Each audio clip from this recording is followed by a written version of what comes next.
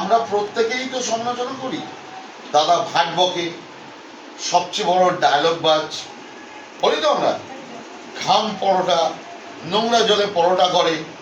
কিন্তু তারপরেও আমি বলবো যে দাদার মনটা একটু দেখুন, দাদার মানসিকতাটা একটু দেখুন। আমাদের মতো ছোট ছোট যারা ব্লগার আছেন তাদের ডাকেও দাদা তাদের ঘরে পৌঁছে যায় তাদেরকে সেলিব্রিটি বানানোর জন্য। তাহলে এরকম যে সেলিব্রিটি, এরকম মনের যে মানুষ, তার সত্যি সত্যি 400 কোটির ওপরেই ফেস ভ্যালু হওয়া উচিত, এবং সেটাই হয়েছে।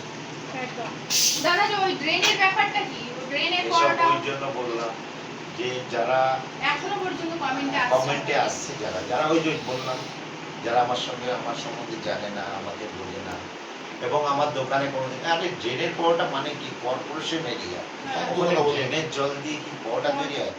কোনোভাবে হবে না। কারণ ড্রেনের জল এমনই একটা জিনিস, ড্রেনের জল দিয়ে যদি হয়, আমি পার ডে 3 বার খাই আমার পরোটা। তো আমার পরোটা আমি খাবো ড্রেনের জল দিয়ে বানিয়ে খাবো? না না, একদম ঠিক। তো এটা আমি বলি, ড্রেনের জল কর্পোরেশন এরিয়া, সে পাড়া ছেড়ে দেবে, কর্পোরেশন ছেড়ে দেবে? আপনারা যে কথা বলেন সেগুলো ভেবে চিনতে বলেন না, আর যেগুলো ভেবে চিনতে বলার সেগুলো আপনারা সেই জন্যই ধাক্কা খান। আর আমার মাঝে মাঝে তাদের জন্য, তাদের উদ্দেশ্যে একটা সাইডে বলে দিচ্ছি হালকা হয়ে বাবু কাছে। তো এটাই বলছি,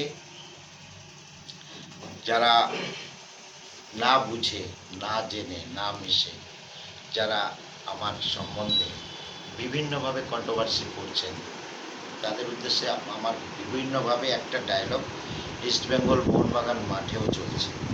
সেটা হচ্ছে, খাওয়ার পরে কমেন্ট করুন, আমার শিরোধার্য। আপনার কথা যেটা বলবেন আমার মাথাতে কানে নিতে রাখি। না খেয়ে, সোশ্যাল নেটওয়ার্ক না চিয়ে যারা বিভিন্নভাবে কন্ট্রোভার্সি করছে, তারা আমার কাছে ভাড় নিয়ে